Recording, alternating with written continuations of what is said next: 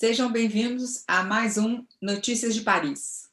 Olá, pessoal, bem-vindos.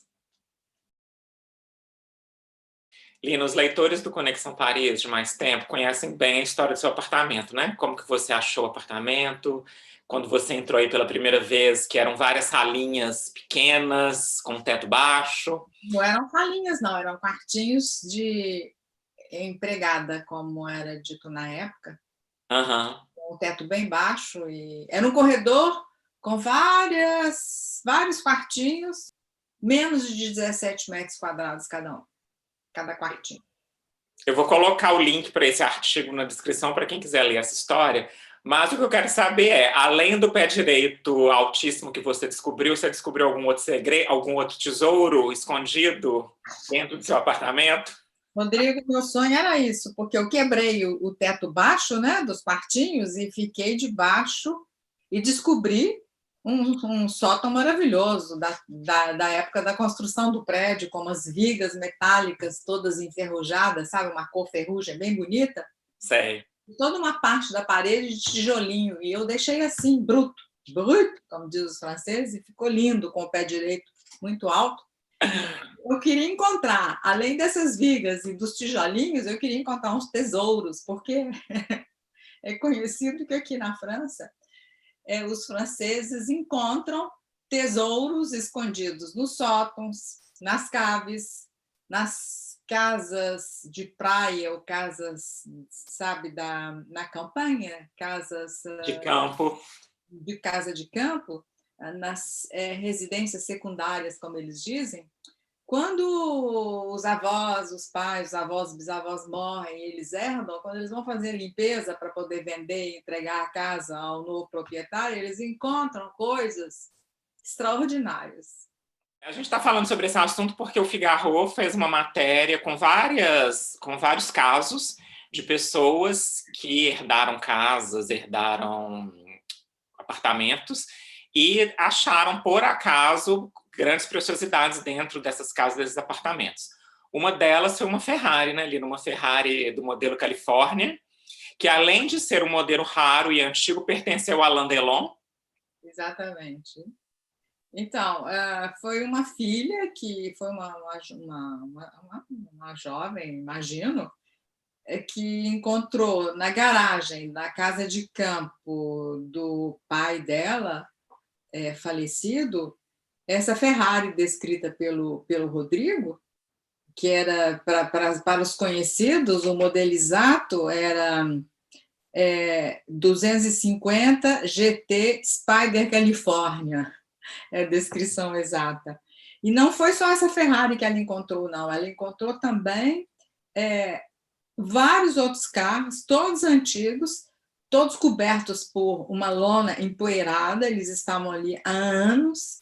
Em cima da lona tinha material agrícola, livro velho, pneu. Quer dizer, uma outra pessoa teria dito, sabe, para um dono de brechó de coisas antigas, coisas velhas, não é? Vem aqui, pega tudo, leva embora. Mas ela não é boba, ela tirou todas as lonas e descobriu 21 milhões de euros. Esses carros extraordinários foram vendidos em 2015 pela soma de 21 milhões de euros. Ô, pena, que eu não comprei nada aqui. E tem também uma outra descoberta, essa foi agora em 2019, também alguém, um senhor idoso, foi viver numa residência para idosos e a família, então, teve que esvaziar a casa para vendê-la. E eles acharam na cozinha, exatamente em cima do fogão, uma peça pequenininha de madeira, mas alguns centímetros, 20 centímetros por 25 centímetros, com um desenho religioso. E, por descargo de consciência, chamaram um expert, uma pessoa de confiança, e lá também. Essa descoberta foi vendida por milhões. Era um desenho antigo, da Idade Média, famoso, e valia muito. Eu pesquisei, acho que o pintor chama-se Cimabue, é um pintor italiano do século XIII, Foi ele que descobriu o Giotto. O que acontece essas peças normalmente são vendidas em leilão, né? Leilão público. E o comprador, por exemplo, é um investidor estrangeiro, ele não tem, o Estado não dá autorização para que a peça saia da França. Por quê? Porque aí o Estado tem um tempo limitado, mas tem um tempo razoável para conseguir subvenção para que essa peça fique na França, e não somente fique na França, mas que vá para um museu, que ela seja vista por todo mundo, né? Vira um patrimônio público de todas as pessoas. O que eu acho muito bem feito. E tem outro detalhe importante que eu acho muito bonito e cívico, sabe? É um comportamento correto, é que os proprietários, às vezes, não vendem em leilão. Eles fazem a avaliação da obra pelas pessoas competentes e a obra, uma vez avaliada, elas vendem para o Estado. Sim. Se elas levassem essa mesma obra a leilão, talvez elas arrecadassem em leilão o dobro. Mas muitas famílias preferem vender, sabendo que estão vendendo por um preço correto, mas que poderia ser muito mais elevado se a venda fosse pública em leilão, elas preferem vender ao Estado para que a obra continue na França, e eu acho isso admirável. Exato. Eu não sei se foi exatamente esse quadro do Cimabue ou se foi um outro. A pessoa vendeu ele por 20 milhões para o Estado e, se fosse a leilão, ele seria vendido a 100 milhões de euros ou 120 milhões de euros. Então, é uma diferença enorme de valor, né? E o que eu acho engraçado é que eu não conheço ninguém no Brasil que tenha achado rios de dinheiro, obras maravilhosas, em algum lugar, entendeu? Em alguma casa, em alguma fazenda, isso. E eu moro aqui há muitos anos, é claro, mas eu conheci pessoalmente 2 pessoas que acharam tesouros quando entraram compraram uma casa, entendeu? Eu acho isso incrível. E um dos casos eu contei no blog também, há muitos anos atrás. Era um conhecido meu, ele já faleceu, ele comprou um apartamento de sala, cozinha, banheiro e quarto. E um dia ele resolveu, ele mesmo, fazer uma pequena reforma, pintar, pendurar uns quadros e tal. Então, quando ele começou a bater prego na parede, a parede trincou toda. E aí ele foi tentar recuperar as trincas e, de repente, ele bateu um pouco mais forte, a parede caiu e, do outro lado da parede, tinha a mesma superfície em metros quadrados que ele tinha comprado, quer dizer, ele dobrou o apartamento dele, né? Ele nunca contou para nem para os vizinhos, nem para ninguém que ele tinha um apartamento. Não, o IPTU ia dobrar, né? Mas então, depois a família deve ter tido problemas para vender um apartamento que, né, nos papéis oficiais tinham tantos metros quadrados, mas na realidade tinha um dobro. Obviamente eles queriam cobrar o preço real, né, e não o preço no papel, né? E aí o porquê? Eu perguntei, mas como que de repente alguém faz um muro? Ele disse, ninguém sabe. Os proprietários antigos já desapareceram, deve ter sido durante alguma guerra, uma guerra qualquer. Alguém fez esse muro por alguma razão, ninguém sabe explicar, porque não era um espaço que só dava acesso através do apartamento desse meu amigo e pronto, acabou. Entendeu? Então, deve ter acontecido muito disso, né, na época da guerra, para esconder os judeus, para os judeus não serem pegos pelos nazistas ou não serem denunciados. Talvez fazia uma sala escondida onde o acesso era difícil ou escondido. Lina, por que no Brasil a gente não tem essas histórias assim? Porque a gente tem 500 anos de história, né? Então, assim, já teríamos tesouros escondidos que passam de família para família, ou que pessoas escondem, ou que pessoas guardam e os filhos não sabem. Rodrigo, 500 anos de história não é nada. Na Europa, né? Nada não, de nada. Eu vejo pela minha família, minha mãe nunca gostou de guardar coisas. Ela tá sempre renovando, entendeu? É a decoração, são os móveis, são as roupas. Ela não tem esse apego a coisas antigas ou coisas das avós, das irmãs, das tias. Eu acho que no Brasil a gente tem não gosta de coisa velha, né? Acho que é sempre o novo, o atual. E nós não temos a tradição de preservação do patrimônio. Exato. Quantas... o bairro que eu nasci não existe mais. Uhum. A casa onde eu nasci desapareceu há 40 anos. Foram Então, todas substituídas por prédios. nós não temos tempo de esconder tesouros, o que é uma pena, eu gostaria. E esquecemos de falar, vamos falar, então, de um outro tipo de tesouros, são os tesouros das caves. Sim. Então, nós compramos um apartamento e quando eu entrei na cave não tinha nada, e fiquei muito feliz da cave estar vazia, porque normalmente os novos proprietários abrem a porta da cave e só tem uma quantidade de tralha, né, de coisa velha empoeirada. A cave estava vazia.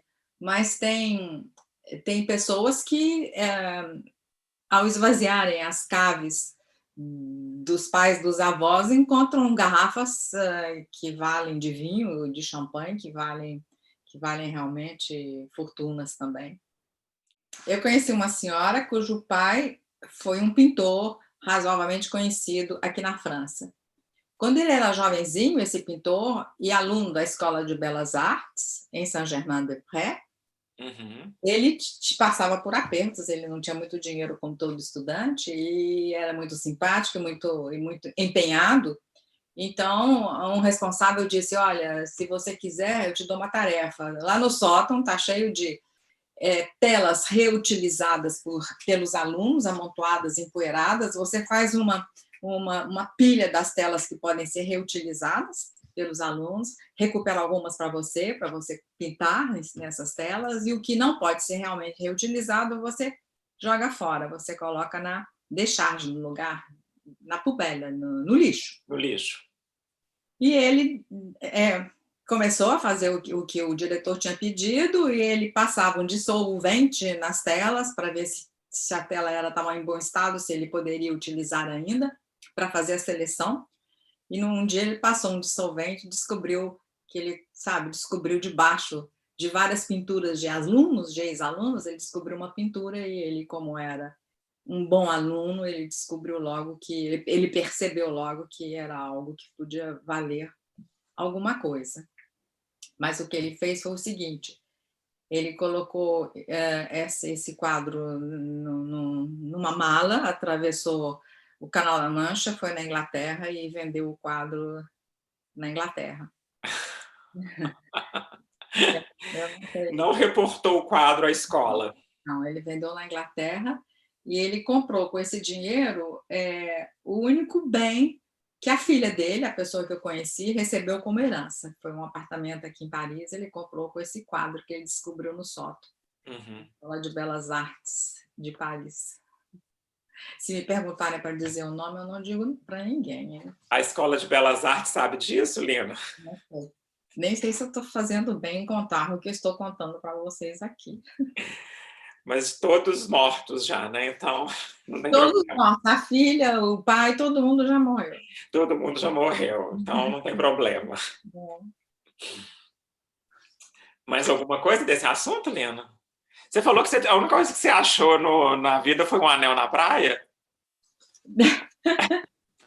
No Brasil, não. Quando eu digo que no Brasil ninguém, em torno de mim no Brasil nunca ninguém achou nada, quando eu disse isso, eu me lembrei que uma sobrinha achou numa praia do Rio de Janeiro, na areia, um anel de ouro. Ela ficou tão feliz. Outro dia eu achei 20 euros na rua aqui. E como? Uma nota de 20 euros na rua? Duas notas de 10 euros embrulhadinhas assim no meio da calçada. Era uma rua pequena, de um quarteirão só. Eu olhei ao redor, não tinha ninguém. Aí eu falei assim, deve ser uma pegadinha, né? Na hora que eu pegar o dinheiro, vai pular alguém da árvore me fazendo uma pegadinha. Mas não, eu peguei o dinheiro e gastei. Esterilizou, né? Chegou em casa, lavou a mão, aquelas coisas todas. Esterilizei a mão, o dinheiro não, né? Nossa Senhora, eu esterilizo até minha chave, eu esterilizo tudo.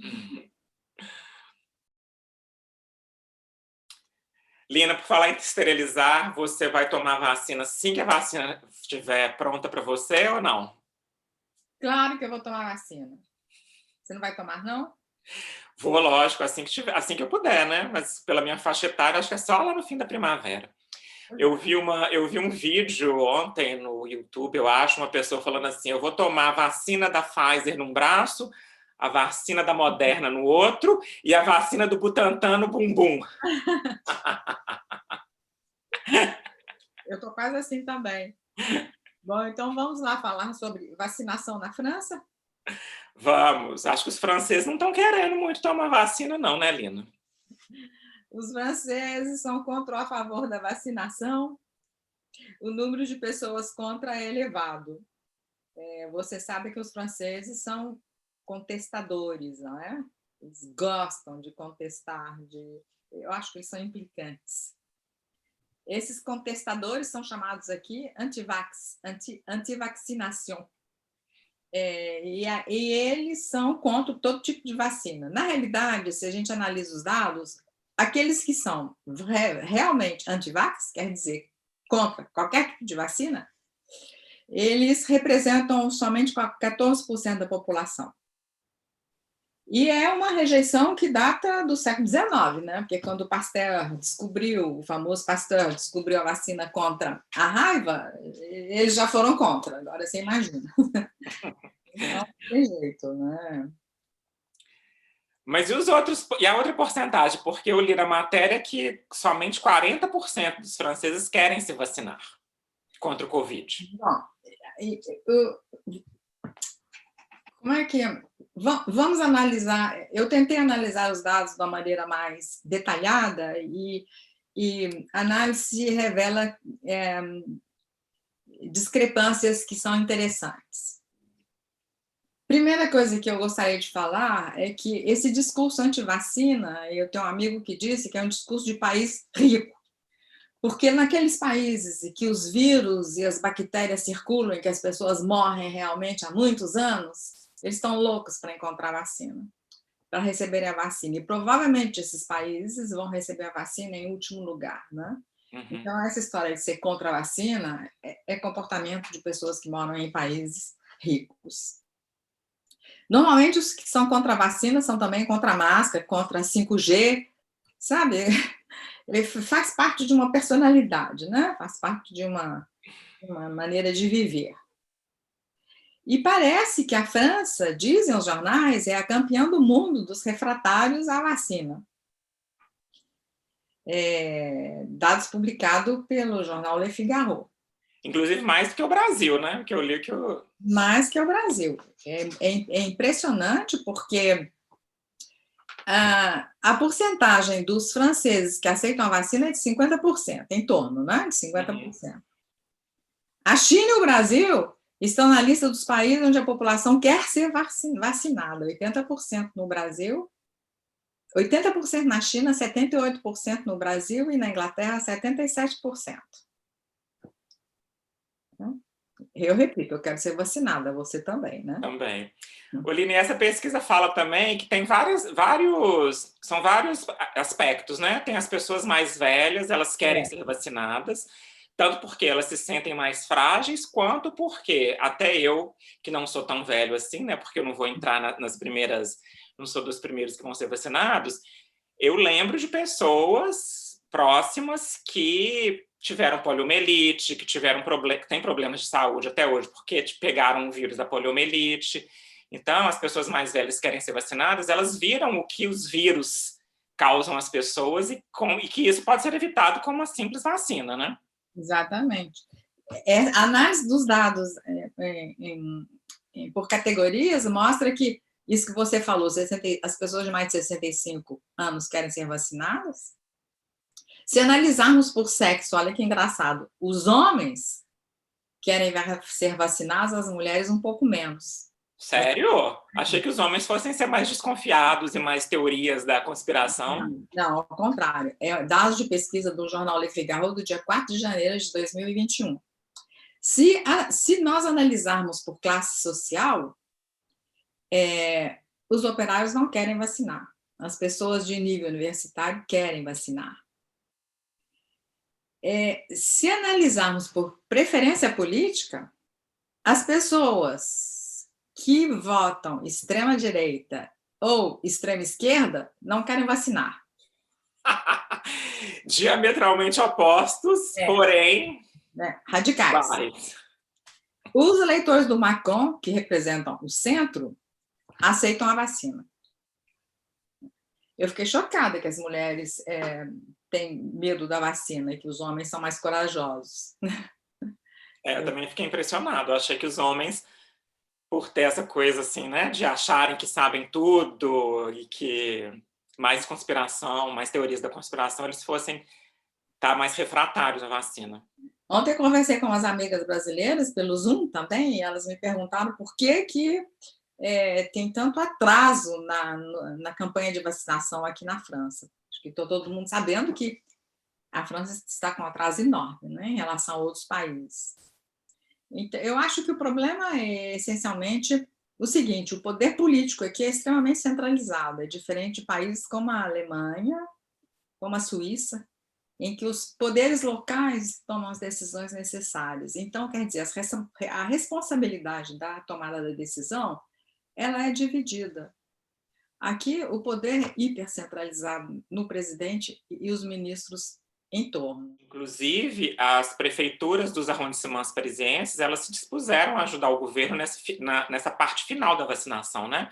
O governo federal passaria as vacinas para as mairies dos arrondissements de Paris e eles fariam a vacinação, e o governo recusou, né? O governo quer fazer tudo ele mesmo, o governo federal quer fazer tudo ele mesmo até chegar em aplicar a vacina no cidadão. Essa centralização cria nas pessoas que representam o poder centralizado um medo de processos. Essa centralização cria nas pessoas que representam o poder político um medo de processos, medo de perseguições penais. Acontece muito, não é? Caso a pessoa tenha uma reação à vacina? Caso a pessoa tenha sido vacinada sem uma assinatura dizendo eu concordo em ser vacinada, caso o governo autorize a vacinação sem consentimento dos velhinhos que estão com Alzheimer nas residências para pessoas idosas, e eles podem ter uma reação e morrer, então eles têm medo que as famílias façam processos e no futuro tenham uma certa... Eles tenham que responder na justiça uma acusação qualquer, não é? O que a gente precisa dizer também é que a vacina não é obrigatória. Em certos países, o Estado decreta vacina obrigatória, pronto, todo mundo tem que vacinar. Aqui, ela não é obrigatória por lei.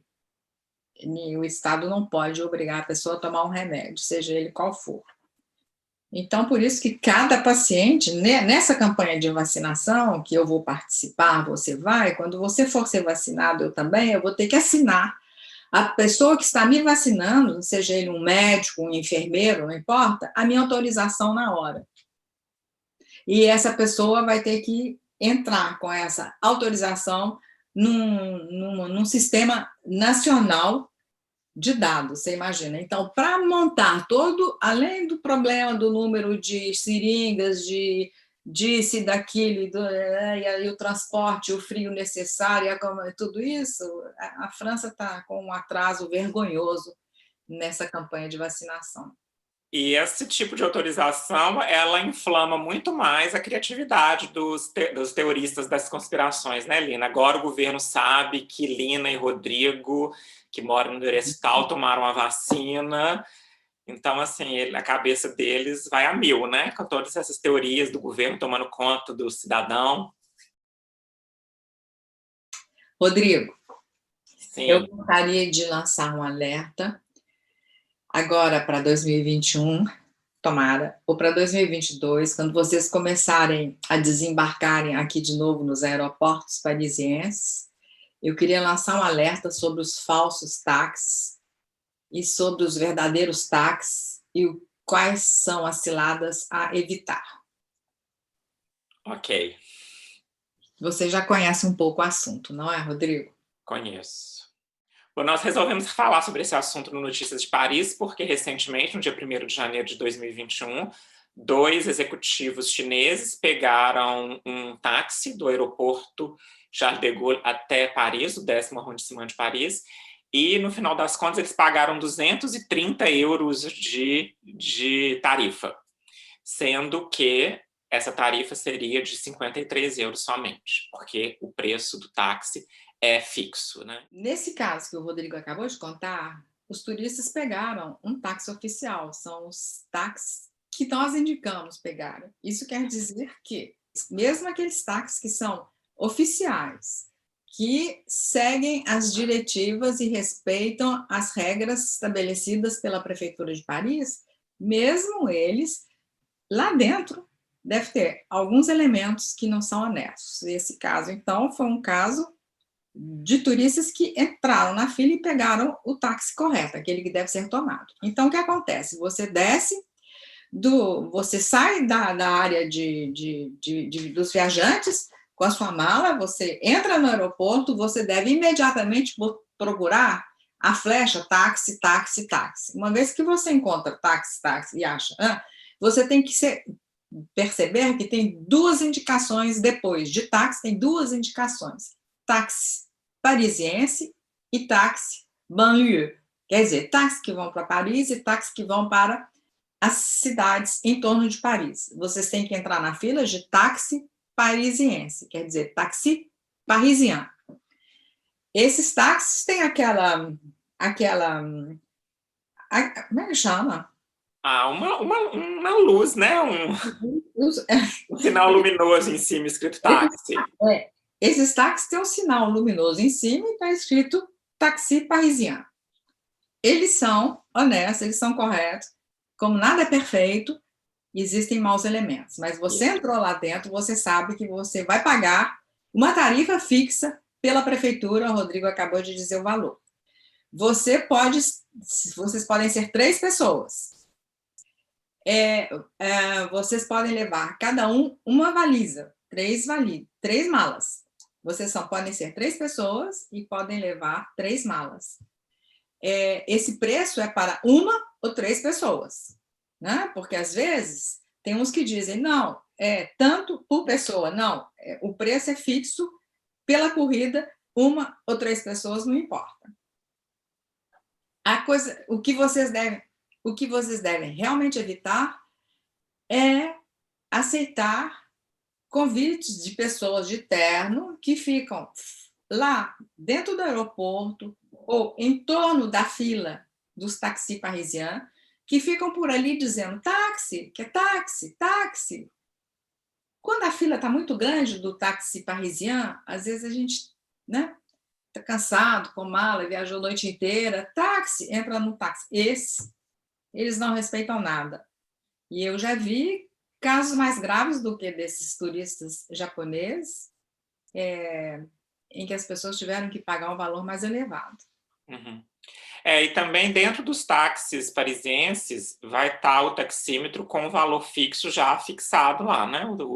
Os 53 euros ou 58 euros, dependendo para que lado de Paris você vai. Isso já vai estar fixado no taxímetro. Nós temos lá no blog um artigo que explica as várias formas de ir dos aeroportos para Paris, seja de táxi, seja de trem, seja de ônibus. Então, eu vou deixar o link na descrição para quem quiser, né? Porque nem sempre o táxi é o melhor meio, né? Bom, até mais, até semana que vem. Um abraço para todos. Até semana que vem. Comentem, compartilhem, curtam e se inscrevam. Até semana que vem.